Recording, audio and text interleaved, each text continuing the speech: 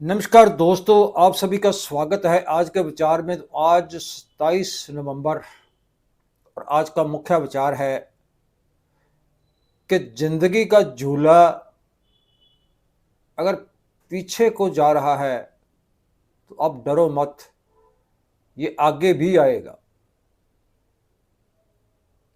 मेहनत करो, अगर अच्छे दिन नहीं रहे तो बुरे दिन भी नहीं रहेंगे। तो ये था आज का मुख्य विचार। और अब बात करते हैं 27 नवंबर के साथ जुड़ी हुई वैज्ञानिक, सामाजिक, ऐतिहासिक जानकारियों के बारे में। तो 27 नवंबर 1895 में विज्ञानी अल्फ्रेड नोबल ने अपनी सभी संपत्ति, जो नोबल पुरस्कार दिया जाता है, तो नोबल पुरस्कार संस्थान को सौंप दी थी। जो संस्था बनाई थी तो उनको अपनी सारी संपत्ति उन्होंने सौंप दी थी। 27 नवंबर 1914 को फैरो शहर के घटना के दौरान हुए पुरुष मुकाबले में क्रांतिकारी गदरी चंदा सिंह बड़ैच और ध्यान सिंह बख्शीपुरा शहीद हो गए थे। 27 नवंबर 1923 को फ्रांस का ईफल टावर बनाने वाले इंजीनियर गुस्तव ईफल का देहांत हुआ था। 27 नवंबर 1940 में अमेरिका के प्रसिद्ध मार्शल आर्ट ब्रूस ली का जन्म हुआ था। 27 नवंबर 1989 में शिकागो अस्पताल में पहली बार जिगर, दिल का जो था वो दूसरे व्यक्ति के ऊपर लगाकर सफल अनुभव किया गया। 27 नवंबर 2008 तो 7वें प्रधानमंत्री विश्वनाथ प्रताप सिंह का देहांत हुआ। तो ये थे 27 नवंबर के साथ जुड़ी हुई विशेष जानकारियों के बारे में। तो अब बात करते हैं बैटरी। बैटरी क्या है? Electronic battery. आज तो उसी बैटरी के ऊपर जो इलेक्ट्रॉनिक जो व्हीकल भी आ गए हैं। तो बैटरी एक रासायनिक उपकरण है जो कि रासायनिक के रूप में बिजली की ऊर्जा को स्टोर करता है और इलेक्ट्रोकेमिकल प्रक्रिया के माध्यम से स्टोर की गई रासायनिक ऊर्जा को सीधी मौजूदा डीसी बिजली ऊर्जा में परिवर्तन करता है। तो एक इटालवी भौतिक विज्ञानी अलेसैंड्रो वोल्टा ने 1800 में पहली बैटरी का अनुसंधान किया। तो बैटरी में इलेक्ट्रोकेमिकल प्रतिक्रिया में इलेक्ट्रॉन्स को एक पदार्थ से दूसरे पदार्थ, जिसको इलेक्ट्रोड्स भी कहा जाता है, तो उसमें इलेक्ट्रिक के द्वारा से करंट ट्रांसफर करना शामिल होता है। सेल और बैटरी वैसे एक ही चीज़ है लेकिन अलग अलग है। सेल और बैटरी, हालांकि बैटरी शब्द ही जो अक्सर उपयोग किया जाता है। तो ऊर्जा का असली भंडार के लिए जिम्मेवार प्रथम इलेक्ट्रोकेमिकल इकाई को सेल कहा जाता है। तो एक सेल जैसे अब बताया गया है कि वो बुनियादी इलेक्ट्रोकेमिकल यूनिट है जो रासायनिक ऊर्जा के परिवर्तन के कारण पैदा हुई और बिजली ऊर्जा का वो स्रोत है। तो इसके मुख्य मुख्य और बुनियादी रूप में एक जो सेल है वो सामान्य तौर पे 3 मुख्य उसके जो भाग होते हैं।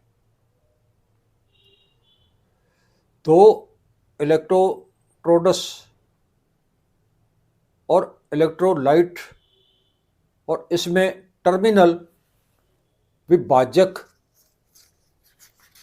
और एक इसमें जो होता है कंटेनर वो शामिल होता है।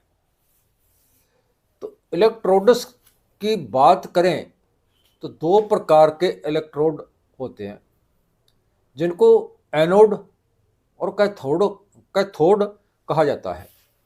तो एनोड नेगेटिव इलेक्ट्रोड है, इसको फ्यूल इलेक्ट्रोड या रिड्यूसिंग इलेक्ट्रोड भी कहा जाता है।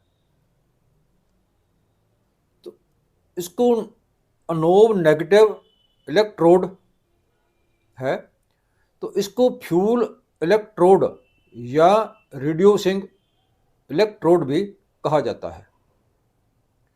तो इसका जो बाहरी सर्किट से इलेक्ट्रॉनों को खो देता है और इलेक्ट्रोकेमिकल प्रतिक्रिया में ये ऑक्सीकरण हो जाता है। तो दूसरी तरफ कैथोड जो है वो सकारात्मक इलेक्ट्रोड है, तो इसको ऑक्सीडाइजिंग इलेक्ट्रोड भी कहा जाता है। तो बैटरियों में अलग अलग प्रकार की होती हैं। असल में इलेक्ट्रोकेमिकल सभी सेलों और सभी बैटरियों को 2 प्रकार की श्रेणी में सूचीबद्ध किया गया। तो प्राथमिक जो है वो है गैर रिचार्ज योग,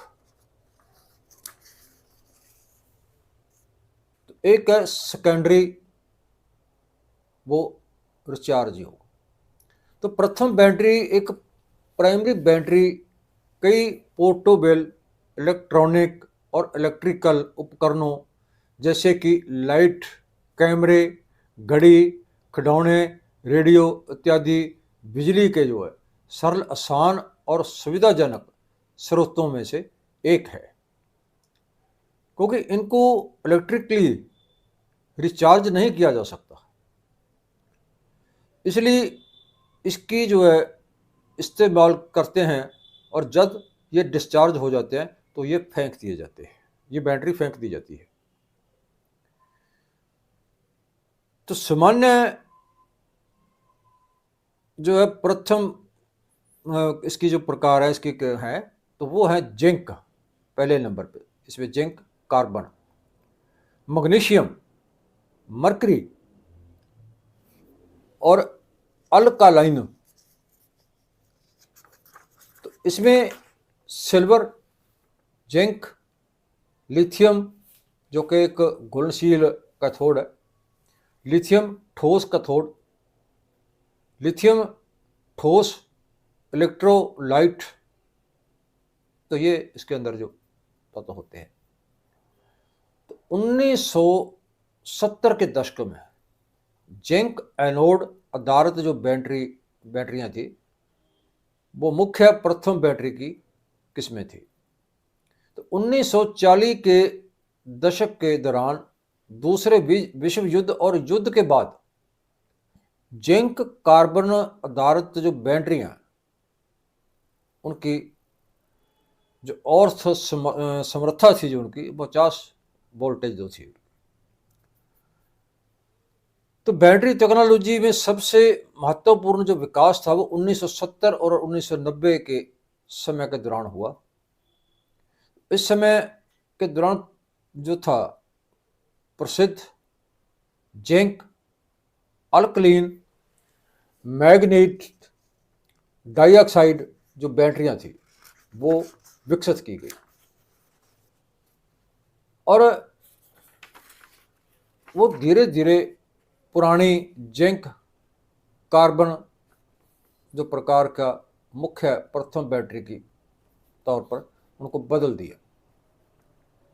जो सेकेंडरी बैटरियाँ हैं, सेकेंडरी बैटरी को रिचार्ज करने के योग्य बैटरी भी कहा जाता है, क्योंकि इनको डिस्चार्ज होने के बाद बिजली के साथ रिचार्ज किया जा सकता है। तो इलेक्ट्रोकेमिकल सेलों की जो रासायनिक स्थिति है, उनके डिस्चार्ज के उल्ट दिशा में सेलों के माध्यम से एक उत्तीर्ण करंट जो है वो करंट उत्तीर्ण करके उनकी असल स्थिति पर रिचार्ज किया जाता है, पहले जैसी उसको बना दिया जा सकता है। तो सेकेंडरी बैटरियां की कुछ और प्रकार की भी हैं, मगर 4 जो है इसके मुख्य प्रकार हैं, वो है लैंड एसिड बैटरियां, लैंड एसिड बैटरियां और निकल कैडमियम बैटरियां, निकल मेटल हाइड्राइड बैटरियां, लिथियम आयन बैटरियां। तो 2 सबसे पुरानी बैटरियां असल में सेकेंडरी बैटरियां हैं, जिनको लैंड एसिड बैटरियां भी कहा जाता है, जो 1850 के अंत में विकसित की गई थी। और निकल कैडमियम बैटरी है जो वो 1900 के आरंभ में विकसित की गई थी। तो हाल ही के दिनों में यह सिर्फ 2 प्रकार की सेकेंडरी जो है वो बैटरियां हैं।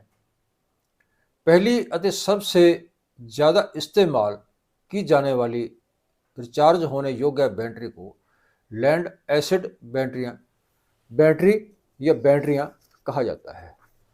तो वो लैंड डाइऑक्साइड पीबीओ, दूसरा इलेक्ट्रोकेमिकल जोड़े पर आधारित होती हैं। तो इस प्रकार की बैटरियों में इस्तेमाल की जाने वाली इलेक्ट्रोलाइट सल्फ्यूरिक एसिड वो होती है। तो दूसरी प्रकार की रिचार्ज होने योग्य बैटरी को निकल कैडमियम बैटरी कहा जाता है। तो वो सकारात्मक इलेक्ट्रोट्रोड और कैडमियम धातु के आधारित नकारात्मक इलेक्ट्रोट्रोड के रूप में निकल ऑक्साइड के आधार पर और इलेक्ट्रोलाइट के ऊपर आती हैं। तो पोटासियम हाइड्रोक्साइड का एक क्षारीय जो घोल है वो इस्तेमाल किया जाता है। तो हाल ही के दशकों में 2 नई प्रकार की जो है वो रिचार्ज बैटरी जो है होने योग्य बैटरी हमारे जो मौजूद आई हैं या जिसका उपलब्ध हुई हैं, तो वो है निकल metal hydride battery, lithium ion battery. तो इन दोनों में से लिथियम आयन बैटरी है वो एक गेम रेंजर के तौर पर मौजूद है और अपनी वो काफ़ी उच्च क्षमता वाली ऊर्जा और ऊर्जा घनता के आंकड़ों जैसे 150 हार्स पावर और 150 से 400 हार्स पावर तक के साथ वो चलती है और नाल व्यापारक तौर पर वो सबसे उत्कृष्ट बन गई है। तो बैटरी का चयन कैसे करें? बैटरी का चयन अपने उपभोक्ता के लिए बैटरी का चयन होना सिर्फ 2 विशेषताओं के अनुसार की जा सकती है, उसके प्रदर्शन और लागत। पर अगर हम थोड़ा और गहराई के साथ और ध्यान दें तो उसके लिए सही बैटरी के जो चयन करने का तरीका है, तो उसमें वो कारगर निर्धारित जो है वो कर रहे हैं, वो हम आपको बताने जा रहे हैं। तो वो है सबसे पहले प्राइमरी या सेकेंडरी ऊर्जा या शक्ति। सेल्फ या लाइफ, ऊर्जा, कुशलता और रिचार्ज दर, और बैटरी लाइफ, और बैटरी का तापमान। इसके बारे में सब कुछ उसके ऊपर दिया होता है। तो ये मतलब ध्यान, इन 5-6 बातों का जो ध्यान रखकर बैटरी ली जाए तो वो सबसे कारगर बैटरी होती है। तो ये था बैटरी के बारे में जानकारी। कैसी लगी, अच्छी लगी, ज़्यादा ज़्यादा लाइक शेयर करना, कमेंट करके अपने विचार जरूर आना। कल फिर मिलते हैं कैसी और नई जानकारी के साथ। तब तक नमस्कार।